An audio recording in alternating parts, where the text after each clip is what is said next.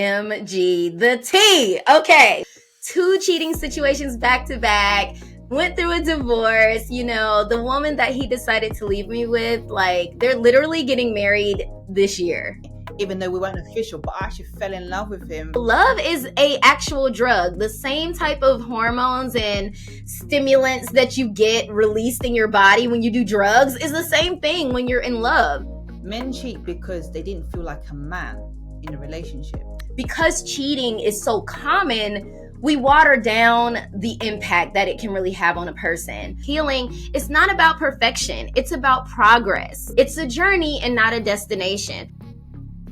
Hey everyone, welcome to the Cilia Li Show. It's your girl Cilia Li. As you can tell, the layout today is different. We are doing a virtual podcast with the one and only Jerica Brechae. I had to say like that. Welcome. Thank you. I'm so excited and happy to be here. Thank you for having me. Before we start, introduce yourself, what you do, and where you from. Yes, absolutely. My name is Jerica Brechae, and I am a Betrayal Trauma Coach. And I'm from Atlanta, Georgia, so I'm a Southern peach. So I help women who are struggling navigating the aftermath of betrayal and after infidelity. So unfortunately, a lot of women, after they've been cheated on, they tend to suffer in silence. So it's my job to really help them get through that, get back to being themselves, and to not continue to repress and suppress all of the emotional turmoil and stuff. So that's what I'm doing currently. I'm really enjoying it. I love the way you just explained all of that. And you know what? I think the audience who are watching will also agree with me. I love your energy. I absolutely love the way you speak. And even when I watch your stuff on Instagram, I'm just like, it is so engaging. You got amazing personality. Like, oh my gosh, so thank you. Thank you so much. You're a betrayal coach. So what made you become one? Like, what happened? Tell us your story. OMG, the tea. Okay, so you get popcorn. Yes, get your popcorn, get your tea.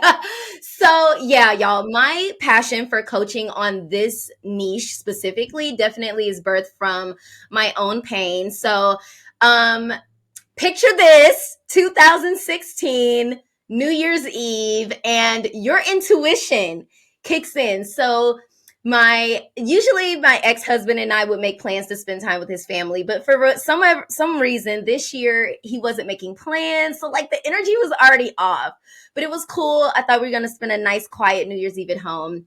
But I don't know, call it women's intuition. We put the kids to bed and I could tell he was antsy. And I was like, I literally just asked him, is there somewhere else you'd rather be? And he got there was this awkward silence. And that's what made me ask the question, is there someone else you'd rather be? Now, at this time, we had been married 5 years. And never had I felt the need to ask my husband if he'd rather be spending time with somebody else. But that night I did, y'all. And that was the night I found out that he was having a 7-month affair. So I was devastated. And the next few months, years, it was tragic. After that, I manifested 2 more not the best relationships. One of those being another infidelity situation. So 2 cheating situations back to back. Went through a divorce. The woman that he decided to leave me with, they're literally getting married this year. So it's been 7 years and they stayed together. I've had front row seats to this experience of having somebody you loved and thought you would build a life with to leave you, your small children, and decide to be with somebody else. And it was tragic.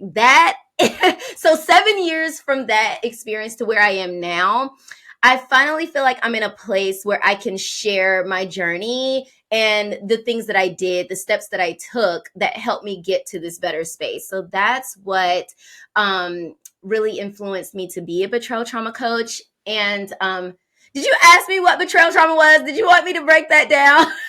Yeah, I'm going to ask you, but that was my next question. Oh, okay. Yeah. So what does betrayal mean and what is trauma based? Yeah. Okay, so trauma is definitely like a buzzword nowadays, especially with so much Mm. access on social media.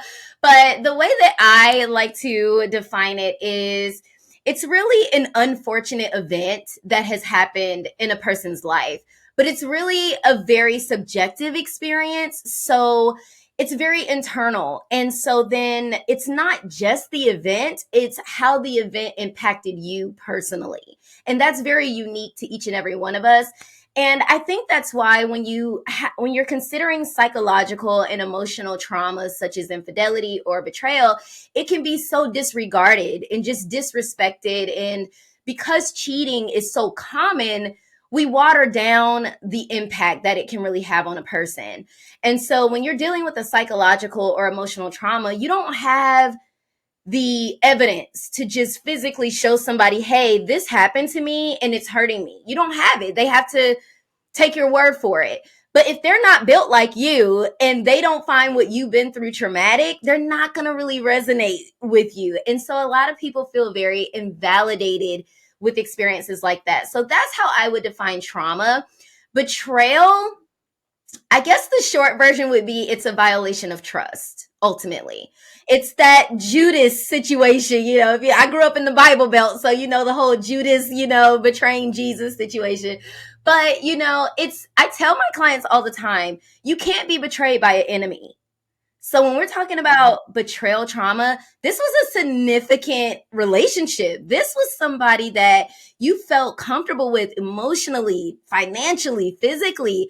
And that person you saw a future with, you built memories with, like that person did something awful. It snatched away in a matter of seconds. And that is traumatic for sure.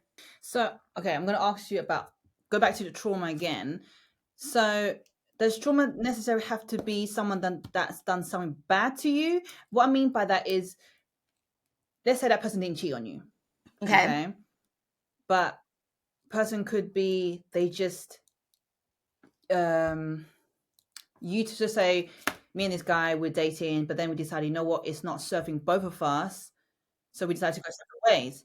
But the trauma where it comes in is that I'm you're thinking about, you're so hurt because actually this person is not really who he said who he is, if that makes sense. As in, Yes. he's not doing wrong to me, Yeah. but the more you realize it's because I put him on a pedestal and I have Yes. high expectations thinking he's this version, so I fell in love with this version of him. But then it turns out actually he's not actually that version, he's this person. So I actually Right. fell in love with someone that didn't exist. And but Yes. now I'm so hurt because I'm like, oh my god, fuck, like I'm sad because I feel like I've been betrayed, like I've been lied to. Is that Correct. trauma? Yes, I would say that that can be traumatic because with the fact that betrayal is a violation of trust, trust is a belief. It's a belief that a thing is supposed to do what it's supposed to do and serve the purpose it's supposed to serve. So when you are courting or dating a person, getting to know a person, they are giving you the impression, this understanding that they are who they say they are. So then over time, basically it's like a lie. And lying is a form of betrayal. So even though they didn't cheat as far as violate the commitment or the agreements as far as monogamy, they did manipulate or they did oversell themselves in order to get you, and that's misleading. And to be honest, I had that experience too. My latest situation was not infidelity, but it was a person that built me up to believe, hey, I want to be with you. I've been waiting for you all my life. And oh, you're finally here. But then would not do the things required to make the relationship work.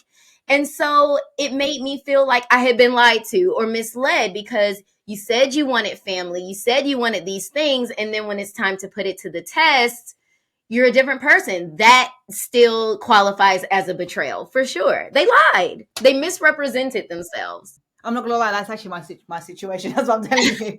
It's like it, like even tell you a little bit more. So even to a point where, so me and him weren't official, but we were what we call situationship. But we Uh, knew, like, anyway.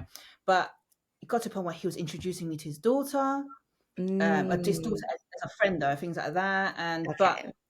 knowing that his daughter is really sacred to him, precious to him, like, why would you just invite, Yeah. Big encourage step. someone to, and then afterwards, saying that, you know what, I actually wouldn't hesitate to marry you. I know it's crazy, but because of this or that, just saying all of this stuff, the stuff that I would like to hear, saying like, you're the perfect woman for me, all of that, blah, blah, I know I will be so happy with you. But then it's almost like you built the hope so high, and suddenly, you know what, I actually think it's hurting both of us. And it's Yeah. like, why, if you knew this was going to happen, why did you introduce me to it? I think the main thing is I felt so sad or stuff like, why, I'm trying to figure out, why did you introduce me to your daughter then?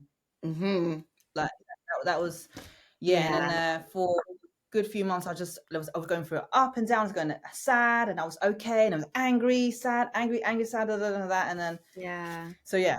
So, I so I was totally just thinking, resonate with that, and a lot of women have that experience. And that goes back to our realities being very subjective. So, like, for example, you're thinking, okay, you introduced me to your daughter. This is a big step. So it must mean this. But mm, that's based on our own personal definitions of what commitment and taking it seriously looks like.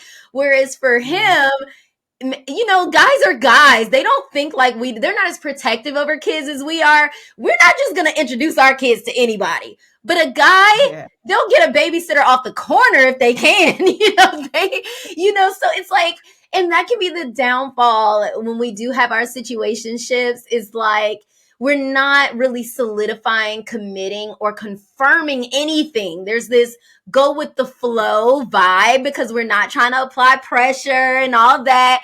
But internally, we're kind of left confused as hell. Like, you're trying not to have expectations, but it's walking like a duck, it's talking like a duck. So it looks real. Like, it looks like commitment. And so then you're beating up on yourself like, well, we weren't official. So is it fair that I have this expectation, or should I have allowed myself to go here? We do all those things.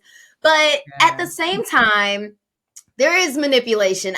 We grown. I totally believe people know when when somebody's crushing on you hard. When somebody is expecting an experience from you. And if that's not accurate, I think it would have been his job to speak up. I think it would have been necessary to say, "Hey, I know I said this and I know we're doing this. Is this confusing for you?" It's like why some people can have sex after a breakup with the ex and some people can't. It confuses things. You know what I'm saying? And it's like, when feelings are attached, we are going to dream up the reality that we want. So that is so tough. I so resonate with that. It's a sucky place to yeah. be in for sure. And you know what's the worst thing is, when you tell people, because obviously people won't understand until they've been in it, because it's like, I fell in love with this guy even though we weren't official, but I actually fell in love with him. Like, I saw the potential, and then it's like, and then sometimes I sit there and thinking, so stupid. Why am I like acting like my heart was broken? But I'm thinking, why am I acting like we were in a serious relationship, but we're just in a situation? She was like, then I thought, you know what, my feelings are valid, so Your people don't need feelings to are understand. 100% valid. And that's the cognitive dissonance, because people can say things all they want, but feelings and vibes are just as relevant. And if they literally positioned and painted this picture like it was serious, and saying things like, I want to marry you. I mean, hello, like, even if we're not Mhm. official, that comment right there just painted a whole nother picture in my mind. That's a whole nother thing. So yeah, you feeling brokenhearted, absolutely, bro. You just said you wanted to marry me, and now we're not. Like, what the hell happened? This leads on to the question. I don't know if I pretty much, my story answered it, but how do we know if we are a victim, if we've been a victim? I think it's the violation piece. The simplest way to know is, was there a violation of trust? Were you given an expectation? Was there a commitment made, an agreement made, and they reneged on it, or they didn't follow through? And this is where one of the top symptoms of going through a betrayal is not trusting your own judgment.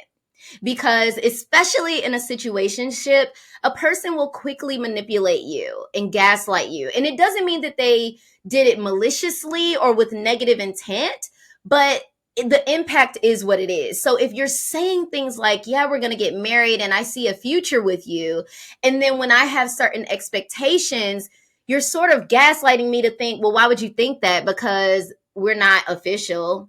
Like they're that's kind of you're kind of mind fucking somebody when you do that, because you're flip-flopping, and then you're making the person feel bad when they're not on board with you deciding that you want to be my husband one day and then you want to go back to being fuck buddies the next day. Like, you don't get to do that.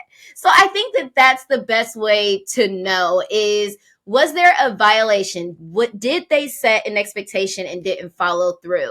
And a person who's overthinking it will gaslight themselves out of answering that question.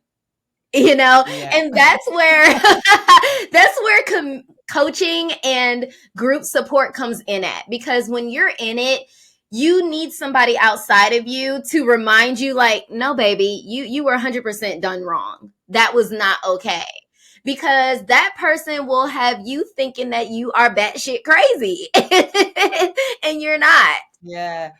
I was gonna say, I'm so sure some of the ladies who are listening to this were probably thinking, oh my God, because now the word situationship, I don't know where it came from, but it never used to exist. It's only like It recently, a didn't. couple of No, we started used to coming have out. it's complicated. That was the Oh yes, Facebook yes, status. that's right. That's right, yeah. And now it's like, yeah, in a situationship, it's like, I don't know if it's bougified and made it look like glam. I don't know, it makes it sound nicer, but Yeah, yeah. yeah. So let's talk about healing. So now we've gone through the betrayal, being cheated on, or whatever it is that we went through. How do we heal ourselves? And is there like a timeline? How I'm assuming everyone it's different for everyone. 100%. It's different for Mm. everyone. And that's a myth that I like to bust. Time does not heal all wounds. Like, let's throw that shit in the trash, okay? Because if you're not actively working on the healing, then time actually sort of gives you an illusion that you're over something and you're really not. And that's just deceptive. But I think the first steps to healing, number one, is validation that you did go through something and it is impacting you. Like I said, when it's something as common as betrayal and cheating, we can think that us having a hard time dealing with it is a sign of weakness, or there's something wrong with us because people break up every day. The divorce rates are up the roof. Like, why the hell am I struggling so bad with this? And so I think validation is the first thing, is being okay and being told that it's okay to feel what you're feeling. And then after that, I would say processing your emotions, being okay with completely still having feelings for this person, being in love with them, while also knowing that they did something wrong to you. And there's this attachment ambivalence where you hate them and love you at the same time. This is where you want to put on your Janae Aiko songs and you're like, I want to jump your bones, but I hate you. Like, what the hell? It's so funny that you said Janae Aiko, because that's what I've been listening to. I love her. I love Yeah. her. But you know what? I say play the Janae Aiko songs, because she gives you something to resonate with and you feel seen and you realize that there are other people who have experienced what you experienced. But the thing is not staying there. So I think getting support is important. So you either need a strong personal support team, friends and family you can trust, or you reach out and you get a coach and somebody that is going to be able to help hold you accountable and to see you through it, because healing is not linear. There's going to be ups and downs. You're going to take 3 steps forward and get knocked back 4. Like, it's all over the place.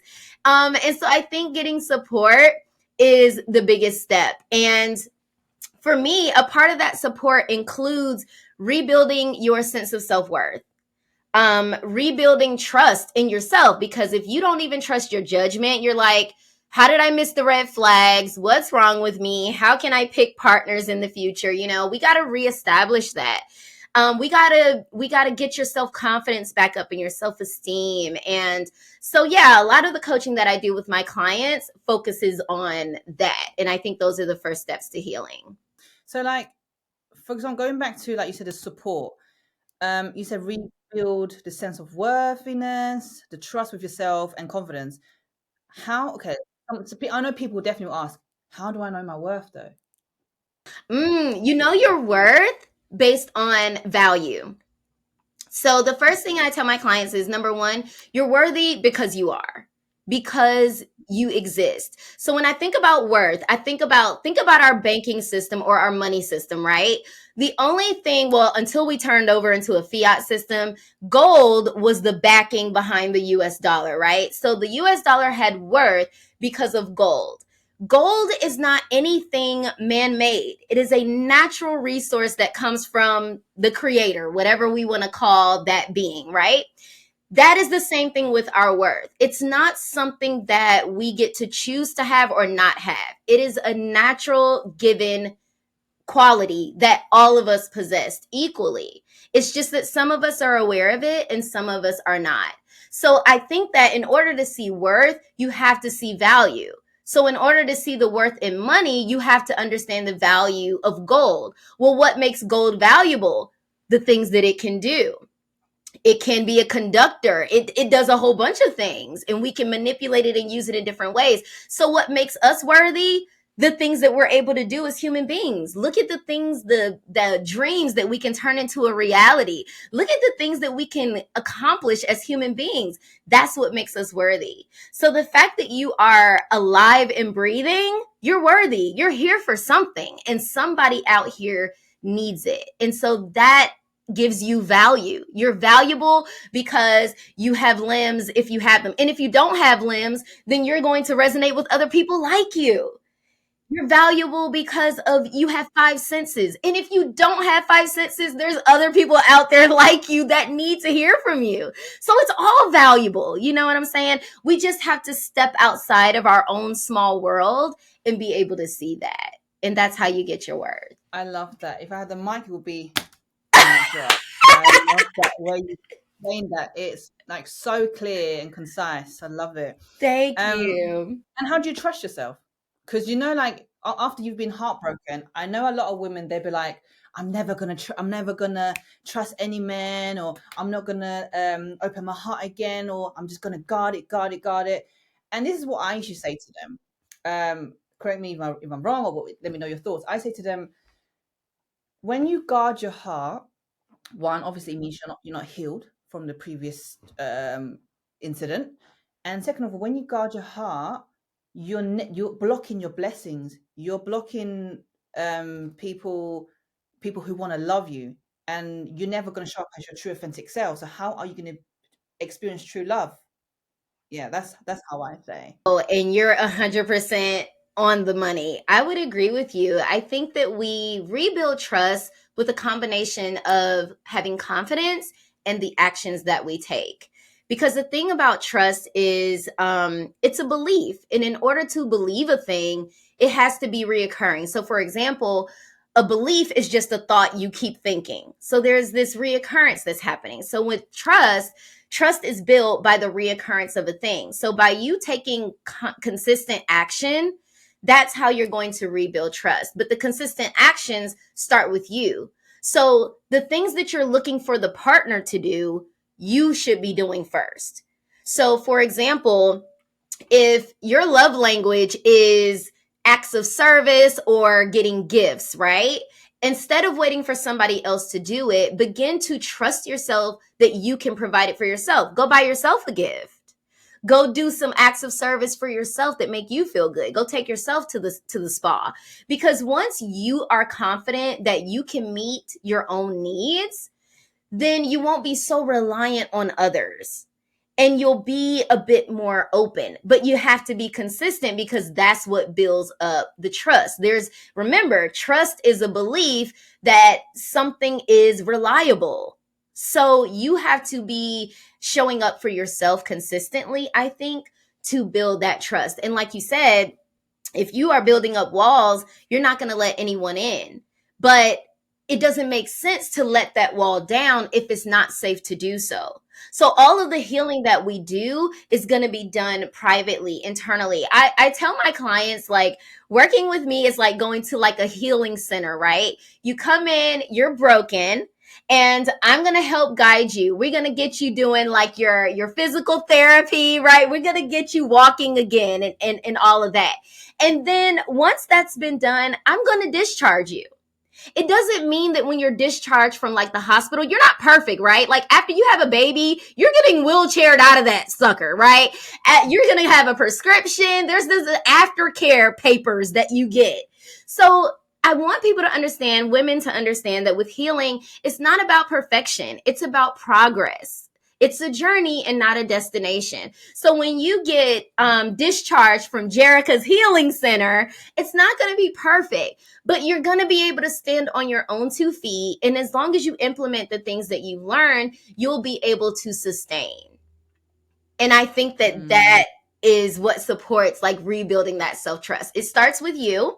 And once you're applying what you've learned and you've internalized it, then you can go out and you can extend that to other people and then attract healthier relationships. I really hope you're liking this episode so far. And if you are, then please give me a like. If you're on Spotify, give me a follow. If you're on YouTube, please don't forget to subscribe to my YouTube channel. That way you also won't miss any new episodes, any content. And also you'll be helping me grow my YouTube channel. Please, that would mean the world to me. All right. Anyway, let's get back to the episode. So I quickly want to go back onto, I think it was the part about validation. But anyway, basically, so, usually when people get a heartbroken, you always hear people say, okay, you know what? I'm going to jump back on the dating app, going to meet someone, distract myself. I'm going to date, or I'm going to sleep with this is a person just to distract myself. I don't think about, I'm going to go start drinking, go out, all that kind of stuff, like party with my girls. But for me, this time what I did not touch one sip of alcohol, not one drop of alcohol. I didn't go out at all, partying, do nothing like that. Because I remember the first day when I said, I told my two of my besties, I said, yeah, we're done. And then my friend, one of the girls was like, let me know if you want to go out, go for a drink, stuff like their head out. I was like, nope, I don't want to get drunk. I don't do none of that. Nor am I going to go back to dating. I'm not interested in anyone. I just want to sit with the emotions. So I remember it, however, did really affect my work. At the time I was doing another podcast with another guy, and he could tell that something was wrong, but I didn't tell what happened, but he could just tell my productivity was just gone. So anyway, so then he was like to me, I did tell him a little bit. I said, oh, I'm going through something. And he goes to me, I appreciate you telling me, but normally how I would do, he goes to me, normally how he would do things if he's going through something, he would keep himself busy. So then he'd be distracted. But in my head, I'm thinking, no, because if you're keeping yourself busy, you're not actually sitting with the feelings. You're not actually facing the feelings. I'm choosing, and I can understand why people think sitting with the feelings or being there to like sort of crying over it or being in your feminine energy, sitting with it is considered weak. At that moment, I understood why, because it affected my productivity. He probably thinking, oh, like you just, you forgetting your work and you just want to sort of cry over it. It's like it's being weak. But if anything, I feel like it took so much strength because it's so uncomfortable having to sit with it, having to, like, crying seems easy, but it's actually horrible to actually sit with it. And in anything, I'm actually quite proud of myself. Not get I didn't want no external distraction. I just sat with it and went through it. It was horrible. My heart was aching for good like month, but I'm just honestly so proud of myself. Um, I'm in a much better place now. But every now and then it comes back to me, like you said, you realize, actually, you know what, I'm still in love with this person, but you did this, something like that. Yeah. So yes.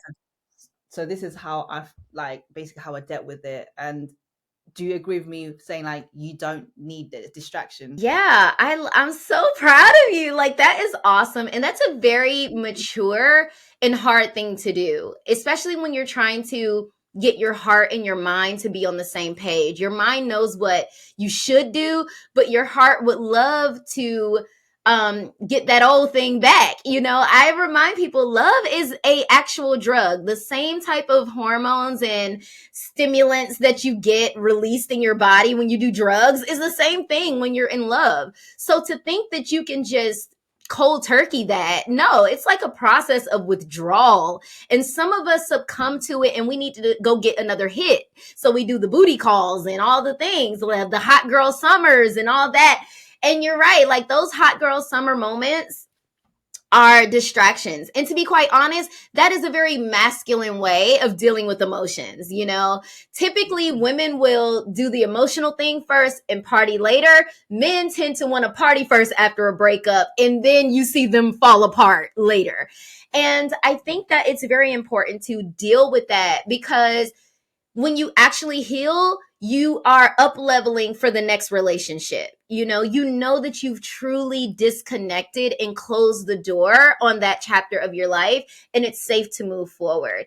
And you're right, and that's why people sort of try to gloss over the healing process, or they feel like it needs to be quick, because a lot of us do work 9 to 5s. We work for other people. Our bosses hold masculine energy that makes you feel like you don't have time for this, And when I was in corporate America, bereavement was 3 days and somebody had to physically die for that. And all you got was 3 days. So imagine trying to convince your boss that going through a breakup, because God forbid you're not married and it's not a divorce, because that might get you some points. But going through just a breakup, oh no, you're expected to produce. And that's the thing about the Western world. We're constantly outputting and producing. So when it seems like we're not healing quick enough, we're judging ourselves. Like it's just such a process that we really do need to slow down and give ourselves the time and the space to deal with it. So when we do show up to our jobs, we can produce and we can show up.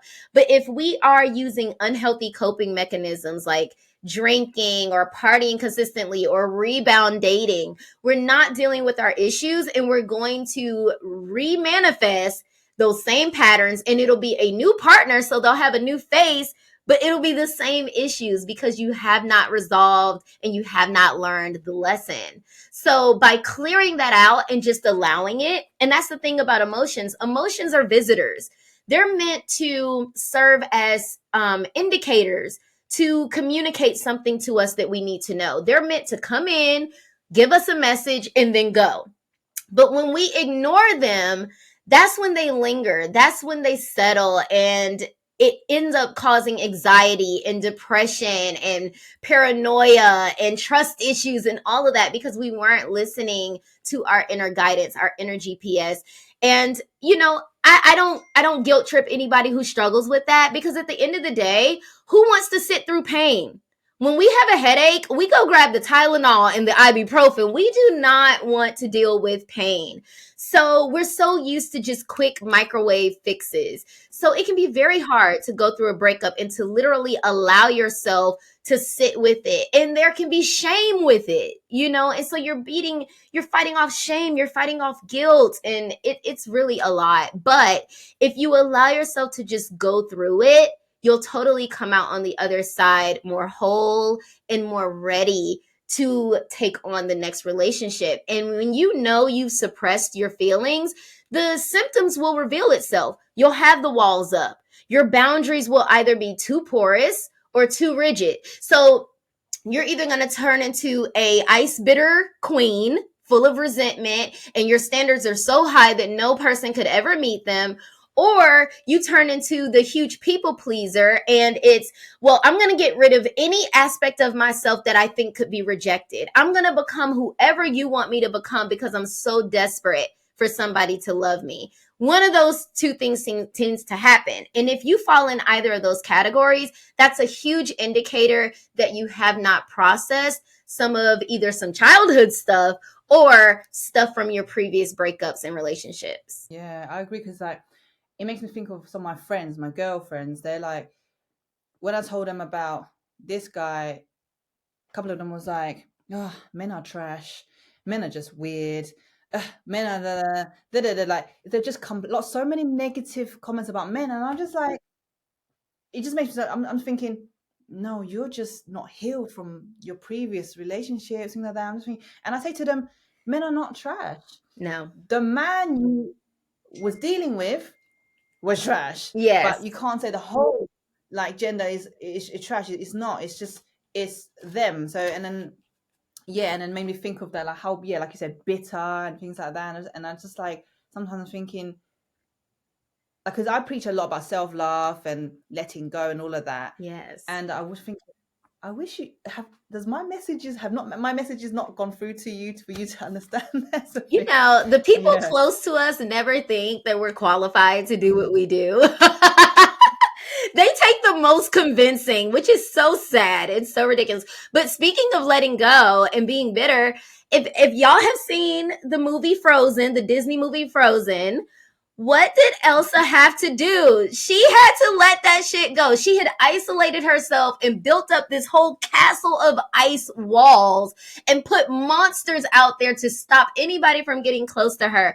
But what did that do? It hurt her and the people around her. So you're right. Like, we have to literally let it go. And a big part of letting it go is processing it. You can't let go of something that you don't even know is there or that exists in the first place. So you got to be willing to look at those shadows. There's an analogy that I always use. So if you've got a wound, you just imagine you cut yourself. You can't just put a plaster on it, because if you just put a plaster in it and it's been such a deep cut, if you don't treat it, it will get infected. Yes. And that plaster is basically the external distraction.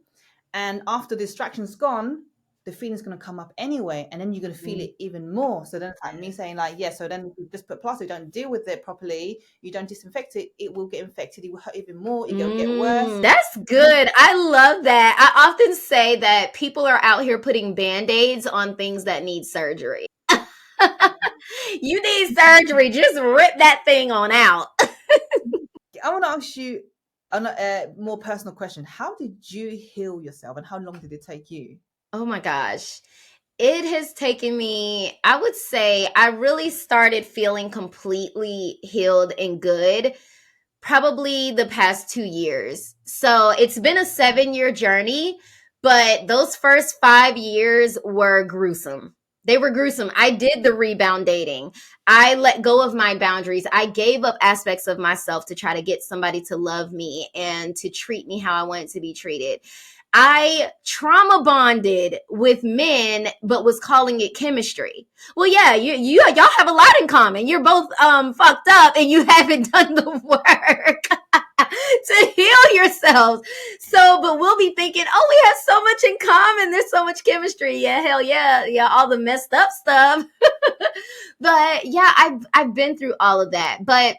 And that's why with what I bring to my clients now, it all comes from a place of experience. The things that I offer when I talk about processing the emotions, rebuilding trust and self-worth, establishing boundaries, learning your communication style, getting into your stress response and your attachment style, like all of those things that I teach on were things that really helped me. They were the things that I wish I had and things I wish I knew while on my journey, because it doesn't have to take 7 years. It doesn't have to, your healing journey doesn't have to be long, because it's the quality of the journey.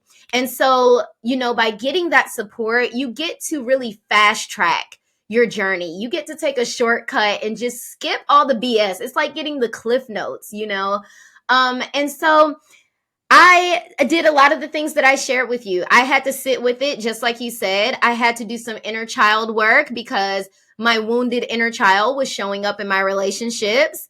I had to do some shadow work. All of the things that made me ick or made me go, ew, I hate that, really was a reflection of things that either I hated about myself or it was a attribute I wish I had in myself. So it was dealing with all of that. It's totally a process, but I think that it's something that could be done in a much shorter time frame than what we think. And a lot of people don't start the journey, or they delay the journey because they think it's daunting, or they're overwhelmed with how long they think that it'll take. And on your own, it will take a long time. Like, it's like pulling up Google and trying to figure out what's wrong with you, but because you don't know what terms to type in there, you don't know what words to use, how much longer is it the process getting to what you need when you don't know? Like, have y'all ever been trying to figure out a song, but you only know like little lyrics here and there, and you're like typing in all these different things trying to figure out this song? That is how healing on your own is. It takes longer because you don't know what you don't know. So you don't really know what you need, whereas if you have the support, you can skip all that shit and just get straight to the point, get yourself together, let me discharge you, and you can get back to finding love again. Valentine's Day is coming up. Get you a boo, But that's how I heal myself. Talk about trauma bonding. Because I've heard a couple of my friends say, "Oh my God, I met this guy, and I just realized that we're trauma bonding. So I just stopped. I'm not going to see this person again." So if someone does come across and they're aware of it, what should they do? I think that if you realize you're trauma bonding, if you are talking about the trauma in the past and that's all you're doing, then that can be a red flag. But if you're talking about it and you are also mentioning how you've come out of it and how you've resolved it, then you're good. Because we're all going to have a past. We're all going to have our baggage. But you can tell the difference between a person that's still bitter or still struggling to get past it. And one way you know is if they talk superly negative about their exes, but you never hear them talk about the part they played. Red flag. Red flag. Because it's not that you shouldn't tell your story. If your ex did what they did, cool. You don't need to water that down. But you also need to talk about why you were in a space to attract that person, why you allowed it. You also have to play a part as well. And I think when a person is only willing to talk about them, they did it, and you're just the victim, yeah, y'all are just trauma bonding at that point, because there's no evidence of accountability in the conversation or responsibility, nor are there any steps being shown to how they are bettering themselves to prevent those issues from happening again. You actually just answered one of my questions, because basically I was going to ask you on your thoughts on these three things. So, when we attract certain men or partner, whatever, and then we go and because maybe they end up cheating on us, or basically we end up always attracting a man that is not good for us. But then a lot of times they will say they always in a victim mode, but a lot of people don't reflect on our own actions and things like that. So I was going to ask you basically, what are your thoughts on having to reflect? But you answered it, so yeah. Yes, introspection is important. And in my work, because the coaching I do is a program, so it's an 8-week process. I don't get into deep self-reflection until week 5 of 8, because when you're healing, you don't want to hear how you've screwed up. You're too hurt by what the other person did and their actions. You're not going to be in a place to see where you may have misread flags or allowed certain things. That's not what you want to do. People don't want to get beat up. They're looking for validation and a safe space. So I don't even go into that until the 5th week of my program. But when we do, the client is comfortable with it, because at that point, I've validated you in week 1. I've taught you how to process your emotions in week 2. We've done shadow work and inner child work in week 3. And I've taught you boundaries in week 4. So by the time we do get to week 5 of introspection and accountability, you have begun to already restore your sense of self-worth, your confidence, and you feel better being 4 weeks in. Now you're in a much more receptive space to talk about, okay, now here's the part that you play. I love you, but here's where you went wrong, and to go on about that. So I think that introspection is super important, but I think doing that too early will talk you out of going through what you're going through. And it can be almost a form of you gaslighting yourself, because if you do it too soon, you'll be telling yourself, oh, I should have been a better wife. I should have been a better girlfriend. I should have dressed up more. I should have showed up. Like, you'll be And that's not what I'm looking for the client to do. No shaming, no guilting. There's a place for that, but just not too early in your healing journey, because that can be very discouraging. Okay, I want to know your thought on this. So, like men cheat. A lot of times, why do men cheat? And I always hear men cheat because they didn't feel like a man in a relationship. Oh, I've heard that one. I got that one.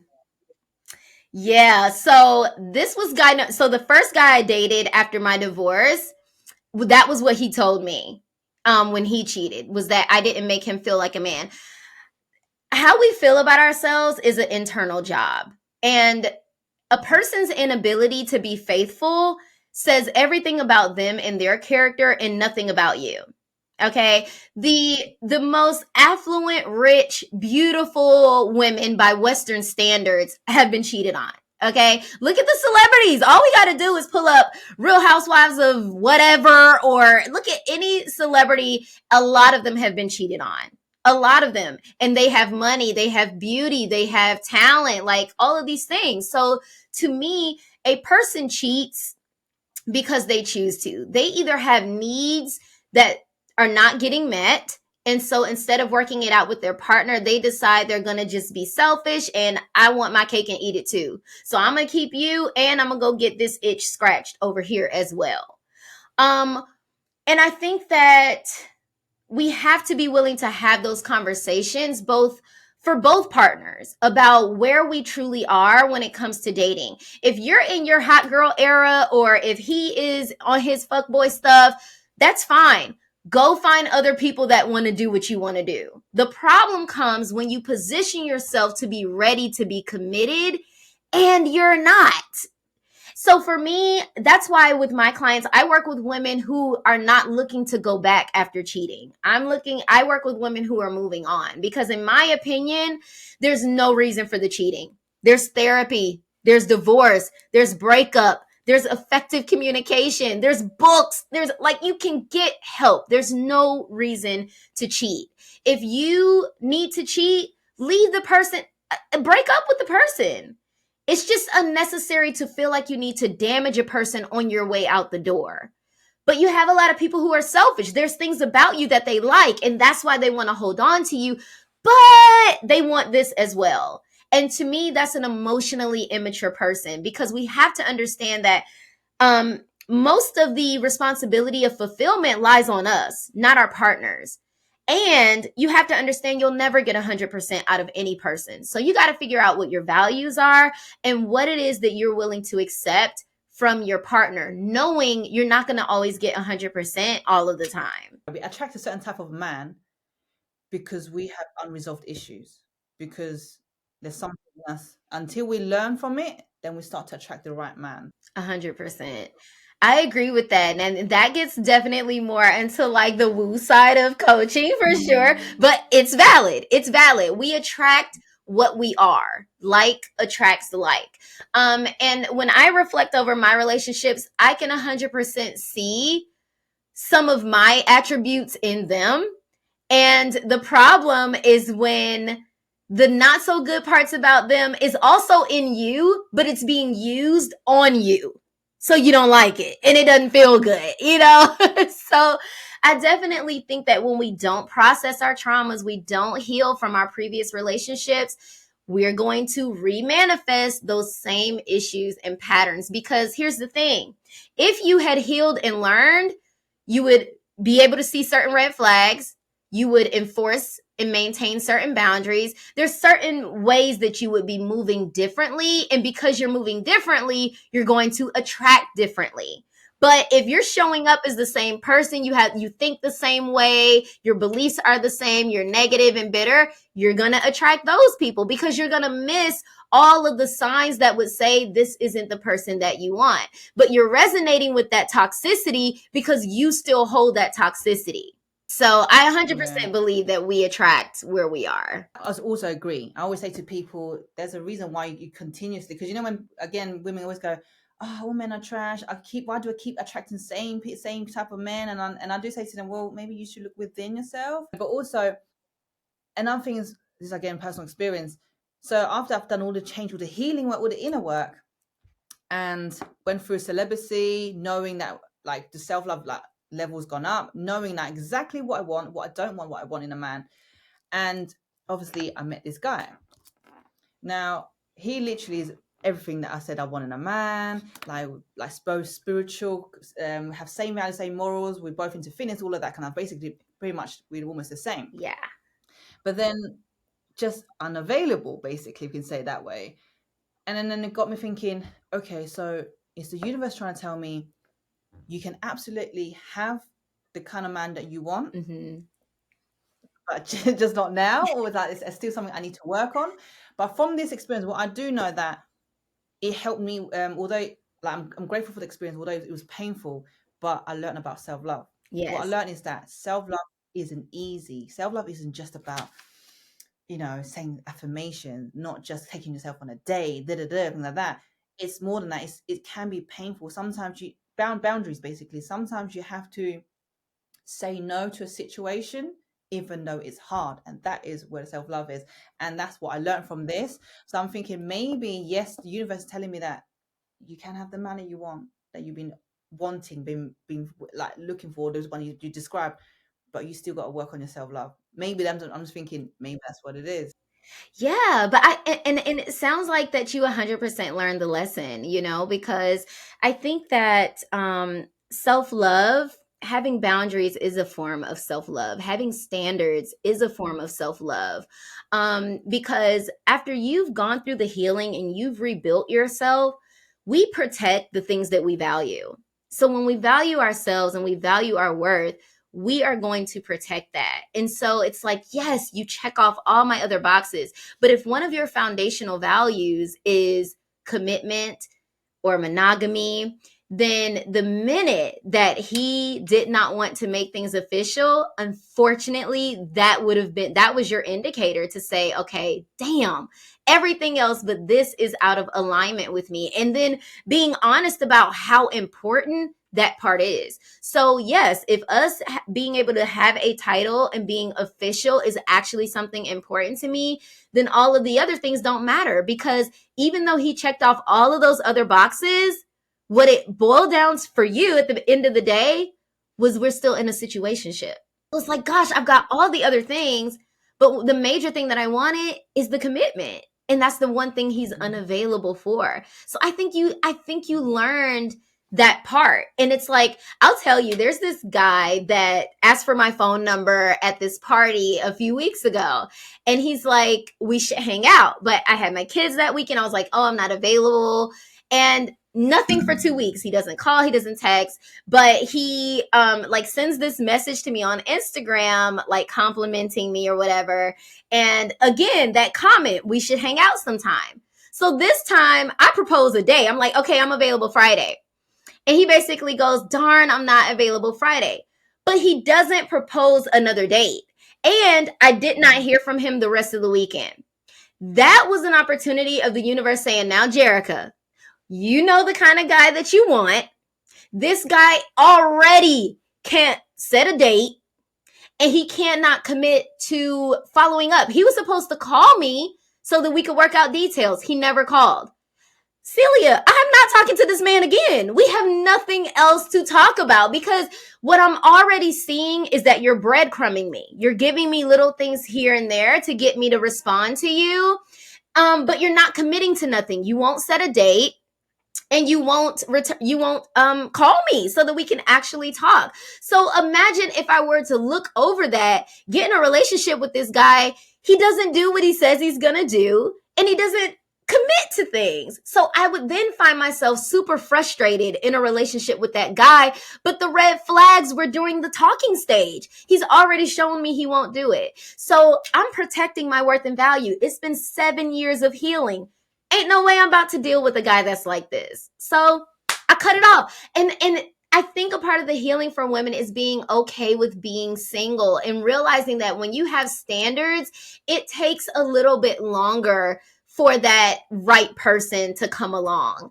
And so as much as I wanted somebody to take me out on a date, I wanted somebody to wine and dine me, I did want that intimate moment, but not at the cost of my confidence and self-esteem. I said to myself, it ain't him, cross him out, because I deserve a better experience.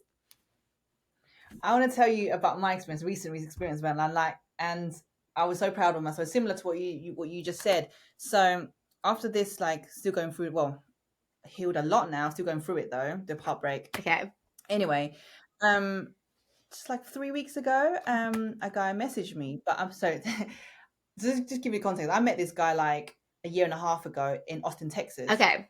But he was actually on vacation. He's from France, but he's coming to London for like some training. But let me tell you something. When I met him in Austin, Texas, I was actually never interested. Okay. I was with a friend, but he asked my Instagram. I just like, okay, fine, whatever. I'll take my Instagram, whatever. That's it, yeah. So anyway, so 3 weeks ago, he said he's coming to London for camp, so he would love to meet me and get to know me. I was like, you know what? I haven't been dating since the last guy I was with. And you know what? I miss affection. I miss that touch of a masculine man. And I thought, you know what? Why don't I let someone take me out? Let's see how it goes. We're not saying I'm going to get married to him. So anyway, so I accepted. I said, okay, let's meet up with you. Yes. Went to the date now. We're talking, good conversation. But the whole time, you know what? This date actually was, I think it happened for a purpose. The universe was telling me to show me where I was at and my healings, and my healing journey. The whole time I was on having dinner with him, I was just thinking about my ex. Let's call him my ex. I was thinking about him. Okay. I was comparing. I was like, I was saying, oh, he wouldn't say this. He wouldn't say that. Oh my God, he's a total opposite of him. Like I could continuously just like comparing.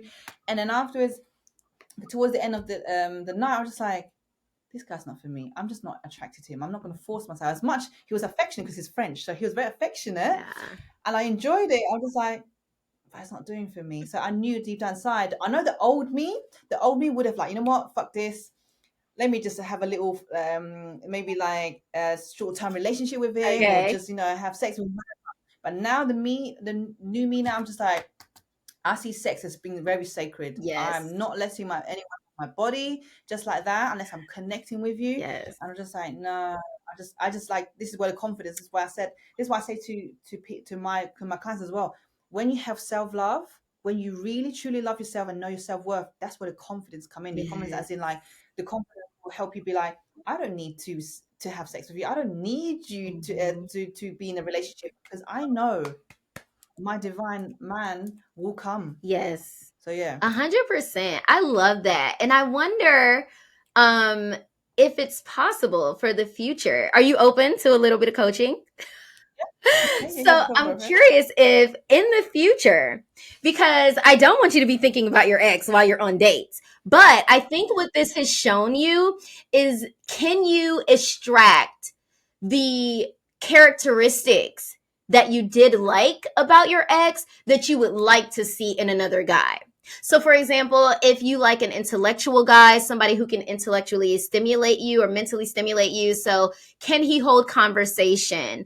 What are his manners like? Like, what were the things that can be universal traits or characteristics that you can extract and not attach it to your ex? So that way, like when you're on a date, you're not thinking they're not like such and such. It's more of, are they exemplifying the attributes that I would like to see in a partner or in a potential partner, and then focus it on that, so that it's not everybody trying to meet a standard that your ex has set the bar for. I think that would work good for you. Do you know what? I know eventually I will stop comparing. I think it's just still quite early stage, because when I left my other 9-year relationship, I was still comparing people, but like, oh no, it's not like him, it's not him. But it took a while until I stopped doing that. I think I stopped doing that because I got used to being single. I think. Okay. But it took a while. I don't remember how long it took me to stop comparing. But definitely I know someone has to like for who I am, not just the physical. I want someone to be like interested in what I do. I want to be a man who, ideally, if they're entrepreneurial as well, because then we understand the journey. Or they might not have to be entrepreneur, but the reason why they need to be entrepreneur, because then they understand what we go through, like being entrepreneur. Then we can help each other. Okay, hear each other wins and losses. Yes. I help you out, analyze. Yes. That is, yeah, I Yes. think is important. That's intimacy. That's another Yes. form of intimacy for me. I agree. I agree. And I think that going into knowing that we're not going to get 100% of what we want in a person, what it sounds like to me is that you're looking for a person that has emotional empathy. Because if you're the entrepreneur and maybe they're not, they could still be a great fit, but because they possess the quality to empathize with your experience, you still feel supported as if they were an entrepreneur themselves, you know? So yeah, and that's why I try to like write down and figure out what are the attributes, what am I looking for?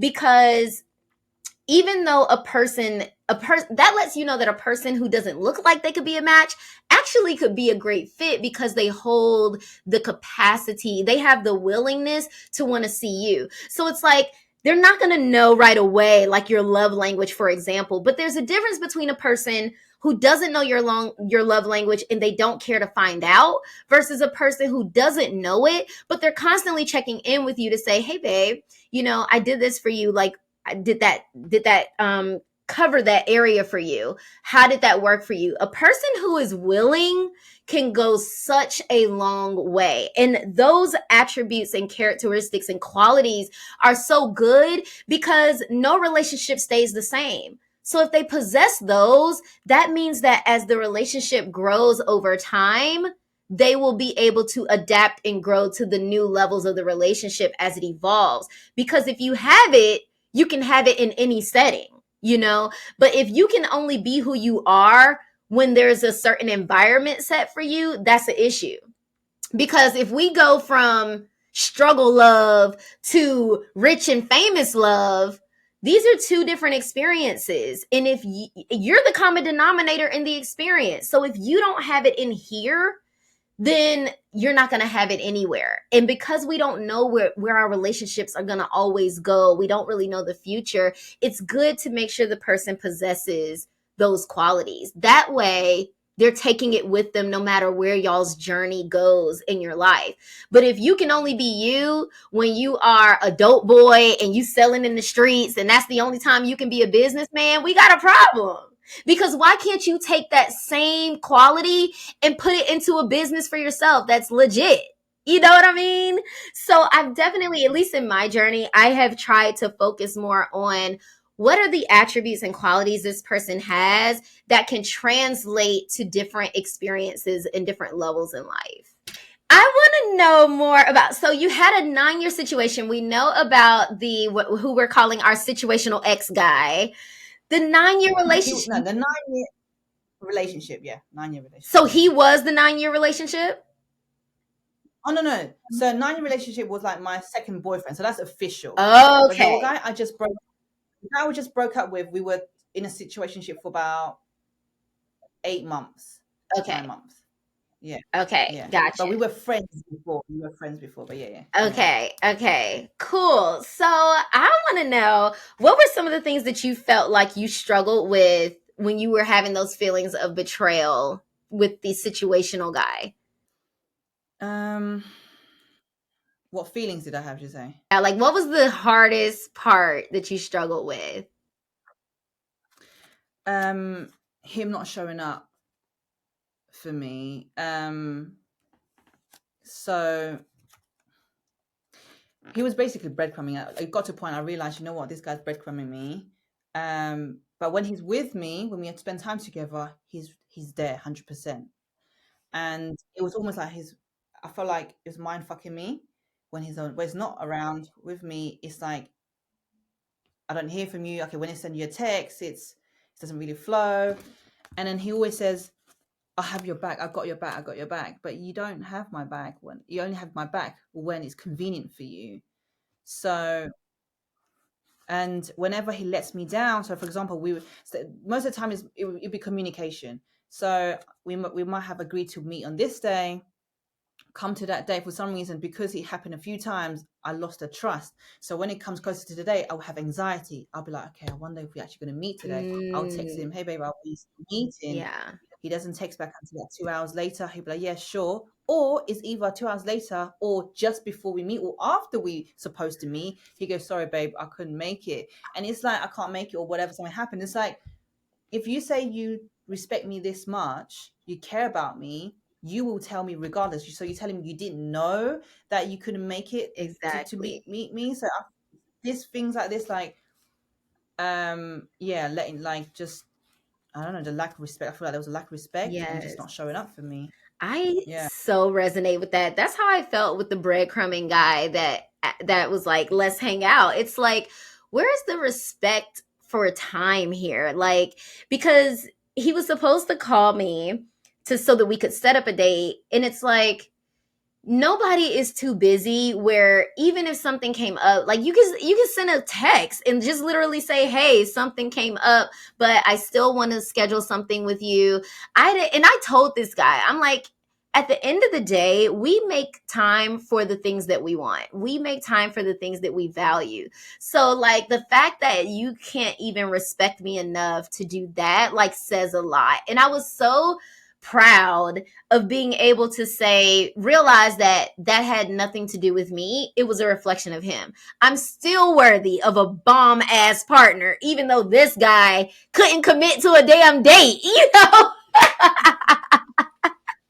So like, what are the ways that you stay like positive and optimistic about dating for the future? First of all, I know, like you said, I know there's nothing wrong with me. Although we did say we need to look within. Yes. I have done that, but also at the same time, I know at the time, because when I was with him, this is the first time ever I actually went with my heart. I did not guard my heart at all, because I wanted to show up as my true authentic self. Because I can't explain this, but obviously only when you're in it you understand. But it was just so different that the connection we have, I trust him fully, and I want to at least show all of me, give my all, because I know I've given my all. So there's no what ifs, maybe, because I just want to, even knowing that there was a possibility, I knew I was going to get hurt, but I didn't care. I just want to be like, if at least if it hurts, it's part of the journey. Yes. I know I've done it, I've given my all. So answering your question, in future, I know my worth. I know what I I'm capable of. I know I'm able to really love someone unconditionally, because I am full of love. And so even when I meet the next guy, I actually won't be guarded. I still have discernment, whether I would give my heart like just like that, but I know I will still love, like, with all my heart. Like, I love because that. I feel like also for me, it's like, if I treat someone with kindness, I believe I'll get that back. Yes. 100%. I love that. I love that, because the ultimate truth is that love requires risk. You can't say you want to attract the love of your life and the partner of your life and then be scared as hell to get out there.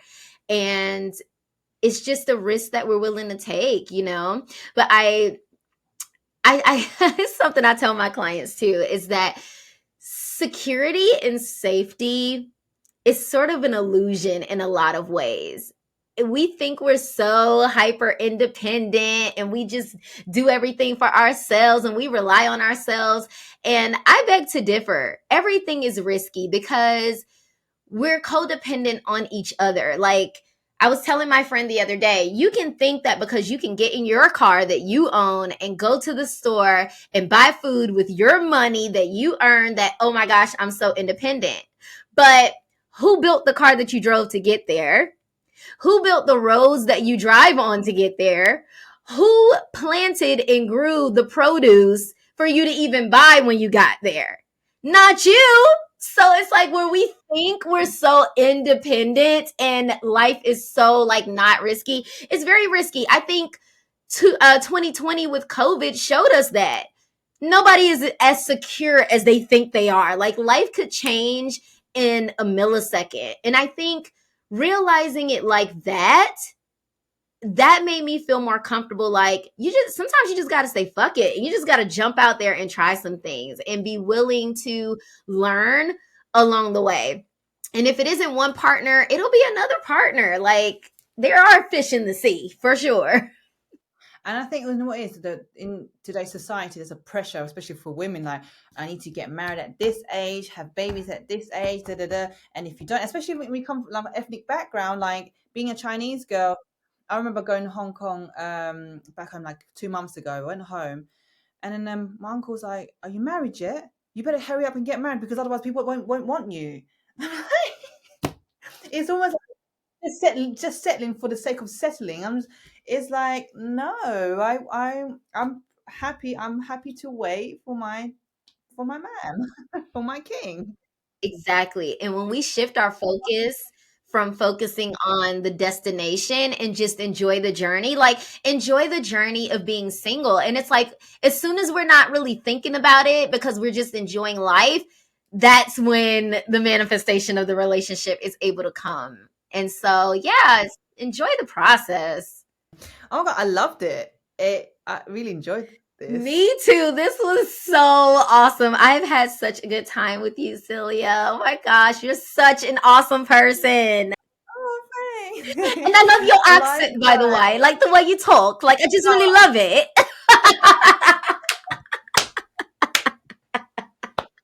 You know what's so funny? When American people try to do our accent, they actually sound nothing like us. The way you talk is like we call it the Queen's English. You sound like you're like the Queen, that kind of English, Mm. but we don't. I gotta work on that. I was a huge Spice Girls fan growing up, so I have been, yes, I used to want that accent so bad. Like, I still do it. Like, I'll randomly be shopping at Walmart and just be like, hello, how are you? And Good. I always get these funny looks like, what? I have quite a few, like I've got a lot of American friends, and I try to get them to talk. So, oh yes, I have a friend. He's from New York, and do you know this Netflix series, Top Boy? Yes. So he loves it. So he's from New York, like born and bred, and he always texts me. He's like, "Yo, bruv," like does all the like accent, and it's so funny. And when he tries to do the accent, it's just the funniest thing ever. But yeah. And when I go to America, I feel so special because everyone's like, "Oh my God, I love your accent." I'm like, "Oh, thanks." Yes, yes, I love it. I love it. I'm going to be channeling that when I can. Okay, so tell us what services exactly do you offer, and how can people connect with you? Okay, so I do have my website inspired by Jerica, so it's inspired by Jerica.com. But I'm super active on my Instagram of all of the socials. So my handle is at MSJERIB. So you can get in contact with me either through my website, but I'm so active on my social with Instagram. So yeah, you can just like shoot me a DM. I offer a coaching program. So it's not like a bunch of a la carte one-on-one sessions. I really want to take you from the hell that you're in to the heaven that you prefer to be in. And I'm going to need time to do that. So my program is an 8-week coaching program taking you from betrayed to beloved. And so I do coaching free consultations where we just jump on for about 45 minutes or so that I can get an understanding of where you're at and where you're looking to be. And if we're a good fit for each other, then boom, we start doing the work. Yeah, all the details are in the description. And yeah, thank you so much for tuning in, and thank you, Jerica, for coming on. Actually, I'm so honored that you came on. Is this your first podcast? Yes. Yes. Yeah. So if this resonated with you and you feel like you benefit, or you know someone will need to hear this or want to hear this, share it with them. And yeah, like and subscribe, and love you lots. Yes. And see you in the next episode. Bye. Bye. Guys, if you're watching this, it's because you reached to the end. You really watched it to the end or listened to the end. Like, I'm so grateful for you. Like, thank you so much for your love and support. It would mean the world to me if you haven't already subscribed to my YouTube channel or follow me, and actually not all, and follow on Spotify, give me a like. And if you want to connect with me, get to know me more, then follow me on Instagram at iam.ciliali. All right, see you in the next episode. Mwah.